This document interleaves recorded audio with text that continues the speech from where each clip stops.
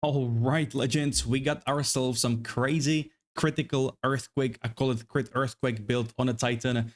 This beast is absolutely insane. Took me 7 seconds to down this Xesht, but I had to roll around, so I'll probably save us a second or two there. But yeah, highest tier Xesht right here. We are proccing it instantly with 0.3 seconds. And that right there is just absolutely crazy. So here's a little map choice as well with 30% Delirious. So I'm running a two-handed mace in main hand with Giant's Blood and a Dreamer Scepter in offhand, which reduces skill effect duration. I have a full Thor build in the right upper corner, which I did similar setup, but I was saying in that video, I believe that crit based is gonna be powerful, and it is. For damage wise, it is much more powerful. I would say even defense wise. So for sustain, we are using the aura with the blasphemy. Monsters are slowed by over 50%, and that right there is itself just crazy. And we also have instant procs on Time of Need, which is probably the most broken thing about this build. Time of Need is healing you for, or healing me for about 1,000 every 0.4 seconds. So that's instant. You don't even hear the sound of the aura, how fast it is. It's wild. And it dispels curses. It dispels ailments as well. So like shock, which is very scary. Ignite, freeze. You don't even need freeze charm. I actually don't even know what kind of charms I'm running right now, but yeah, it's just I don't know, man, it's just absolutely insane. For the map boss, I did unequip, even for the Xesht, I did unequip the headhunter. And also, all this footage was with a wrong amulet. I did forget anoint on the amulet. I just forgot it. And since I'm running Ascendancy to have enough attributes for the aura and the gear, I had pure power, which does literally nothing as anoint. So Jack of all trades increased my damage on the impact initial hit earthquake by almost 20,000. Excuse me, 10,000. So and in POB it was over 100,000 DPS in the second aftershock proc, which I will show you in a second, but it's just insane. So yeah, I could have even had more damage, which is kind of crazy.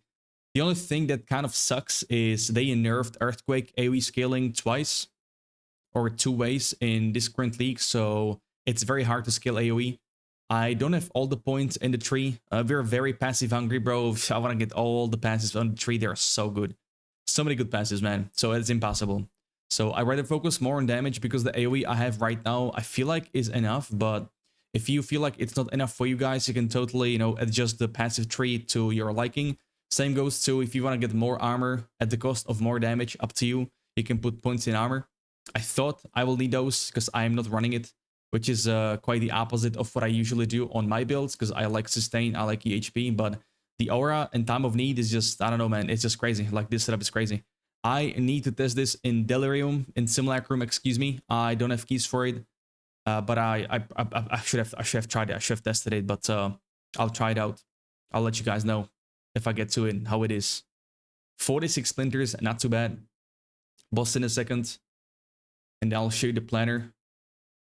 Let me fast forward this little abyss here. I did not have over on the map abyss, sadly.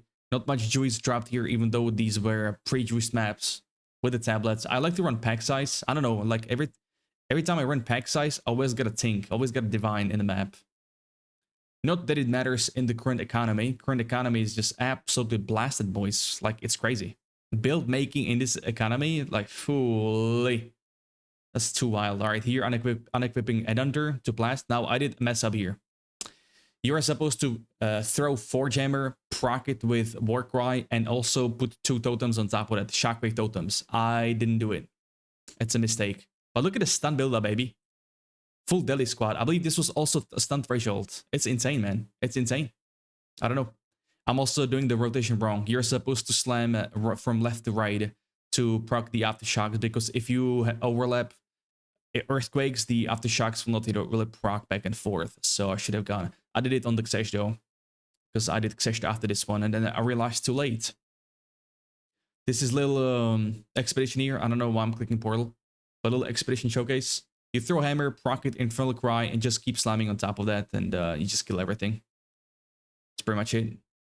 That's pretty much it. No danger at all on this map.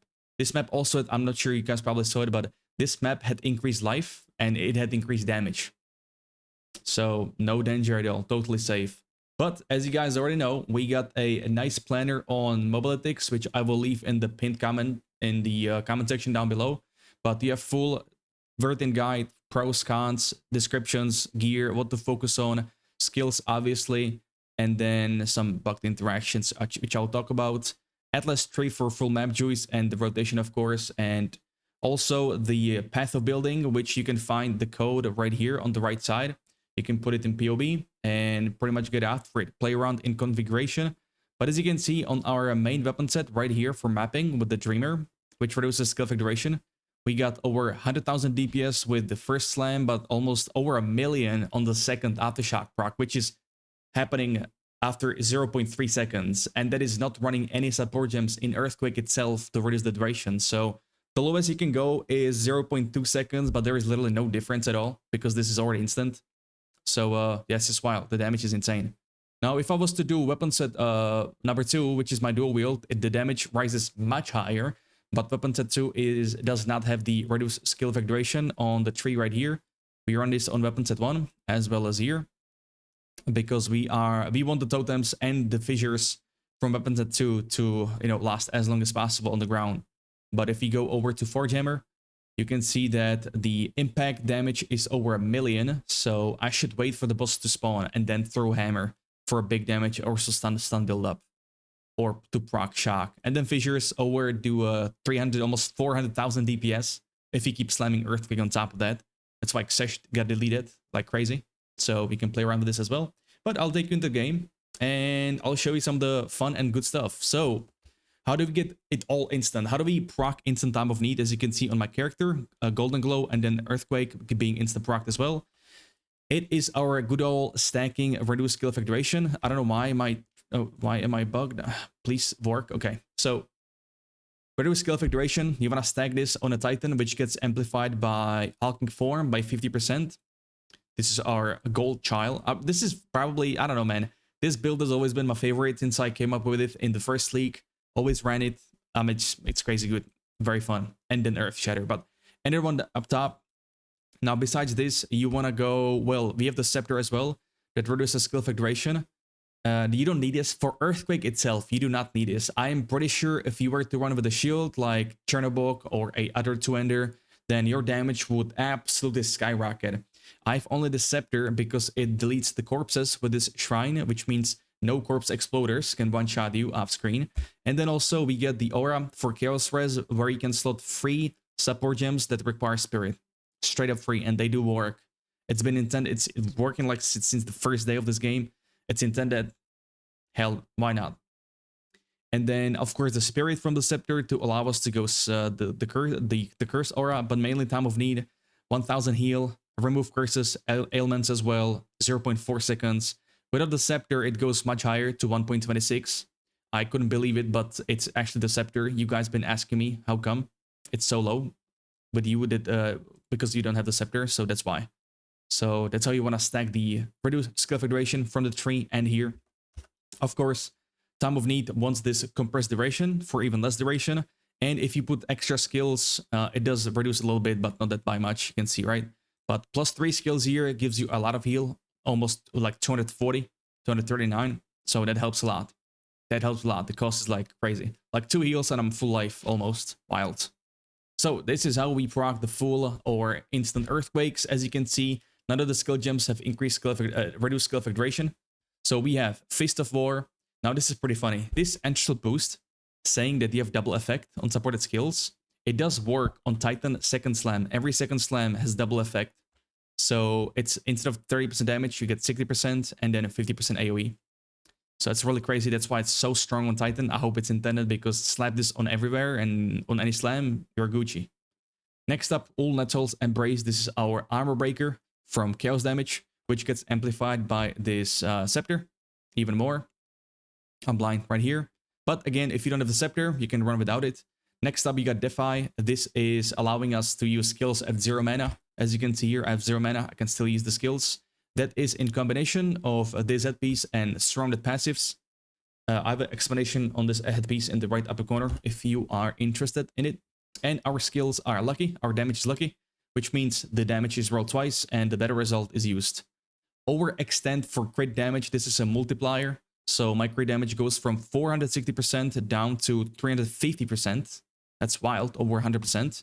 The DPS here as well. We will get dazed, which is more stun build up on us, on ourselves, but we don't really get stunned. So I got stunned like once in that map, but it's nothing that critical. Grigwald's Ferocity for weapon set 1 for the attack speed. You don't have to use it if you don't want to, but I really like the attack speed. It's multiplicative, so it reduces it a lot. So I'm a big fan of that. So Forge Hammer, this is our weapon set 1, by the way, Earthquake. Proccing 0.3 seconds. Because weapon set 2 is Forge Hammer and the Shockwave Totem to not have the reduced skill duration. We want these to last as long as possible. This one lasts for, I think, 10 seconds, the fissures.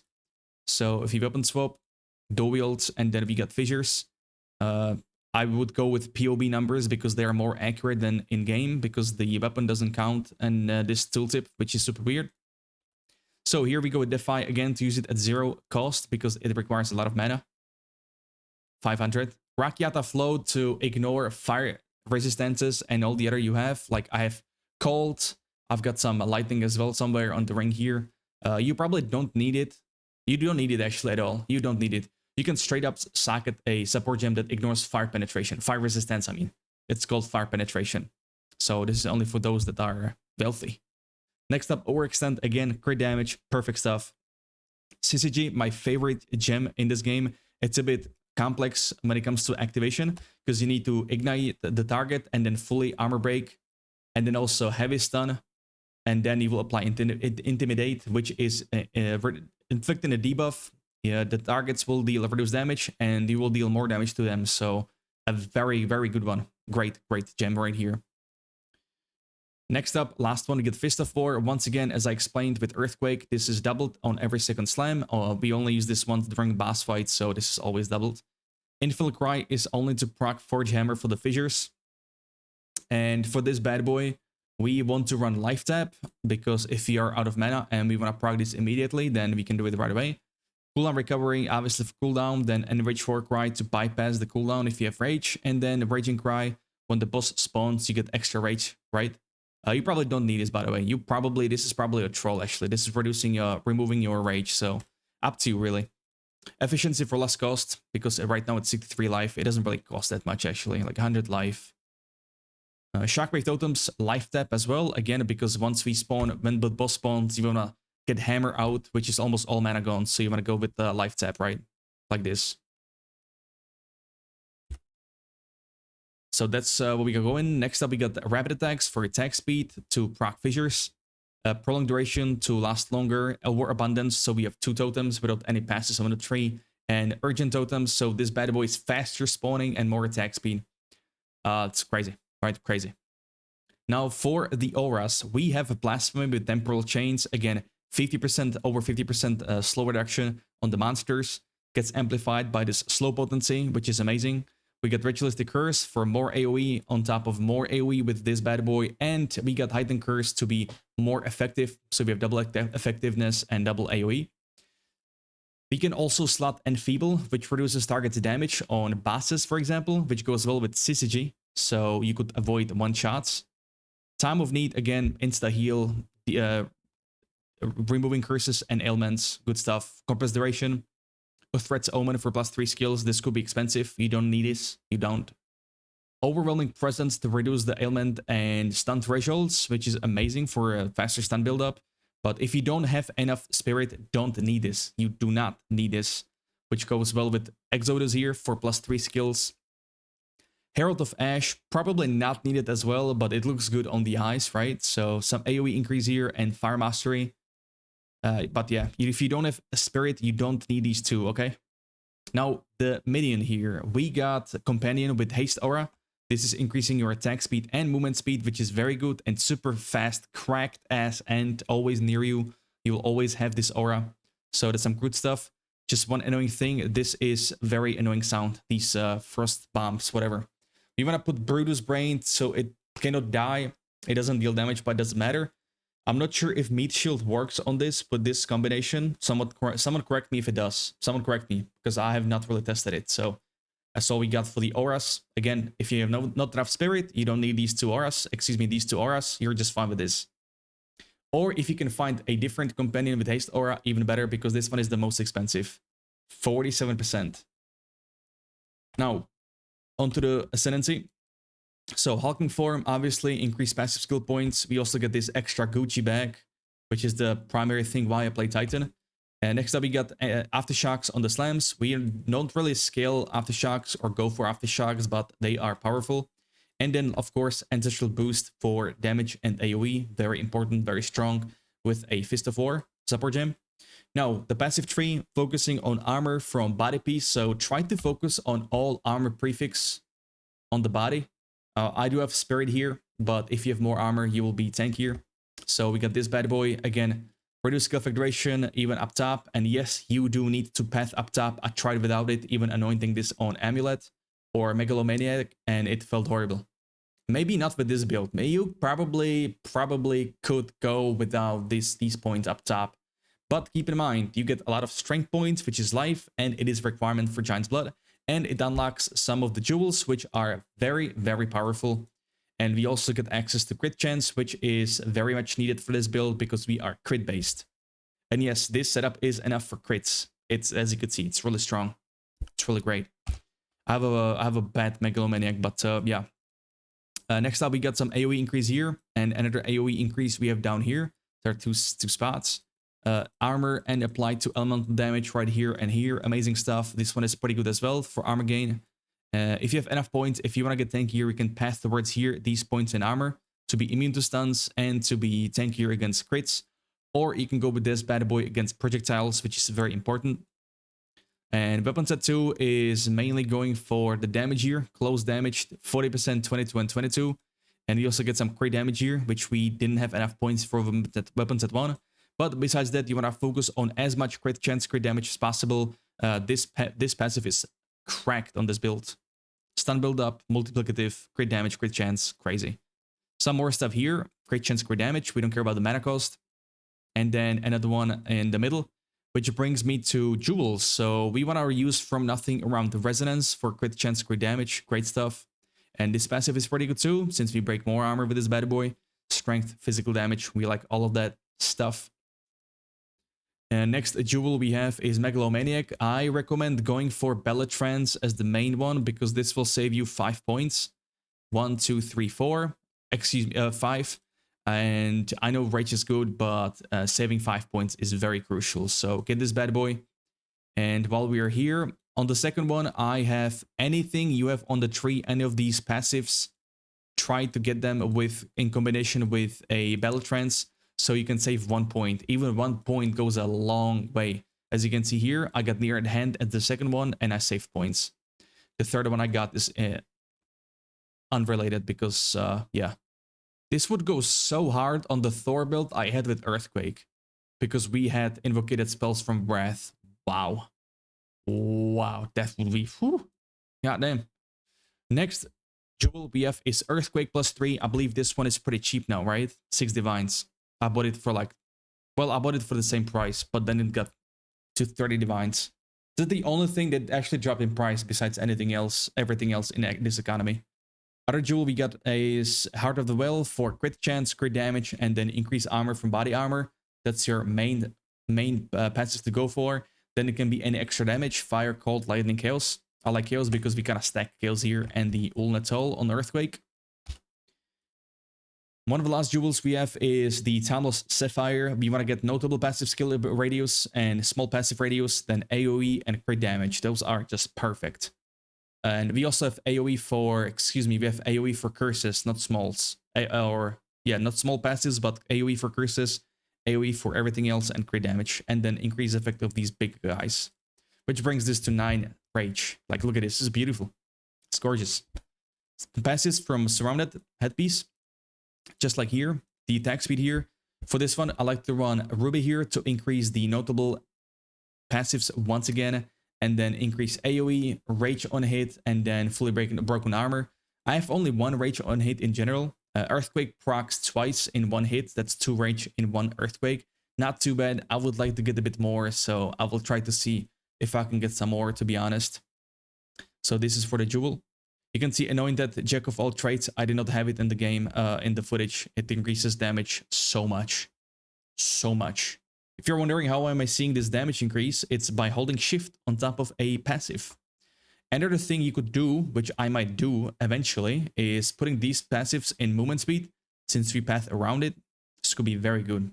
I tried it, I played it once, and it's very good, so yeah. Onto the gear, we got this bad boy. I bought it for 7 divines with 4 affixes, and then finished craft. It cost me 20 divines, so try to look for weapons with 4 affixes. They tend to be cheaper. I'm not sure now these days though. This is not still perfect, but it will do. 3 sockets. I like to run attack damage against rares and unique monsters. I can just go with physical damage to finish white monsters in one hit. Kind of testing here, but the attack damage is just cracked against bosses, boys. I mean, you could see it in the footage, just wild. But you want to look for crit chance, attacks, skills plus, and attack speed as your suffix. I got stun build up, not attack speed. For prefix, you want to get flat physical, percentage physical, and the third one, it still blows my mind how no one really goes for it, but you want to get extra physical damage. This one, I tried to run it in PoB, does so much increase. It increases the damage so much. Maybe it's because it's hard to craft. It's just pure gamba, pretty much, I think. But anyways, I got only 1 rune for skill speed to get a decent amount of the attack time on the Earthquake. I'm at 0.47 with my minion.